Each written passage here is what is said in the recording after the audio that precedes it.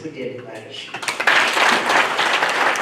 Then one day you are called, Esther, we are slashing your budget from 12. Come up with more sustainable solutions to financing that budget. This part. Hata kama mtatuambia every institution, this part can treat na huyo.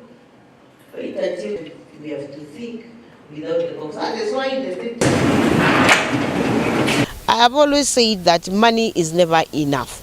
Hakuna mahali pesa inatoshanga. So we will find ourselves from time to time with the shortages of the scholarship, the finances to finance the scholarships or the capitation, and from time to time we have actually asked the institutions to be able also to speak to the parents of these young people, to be able to come up with the part of the financing that the parents are supposed to come up with, and also for the institutions themselves to put their best foot forward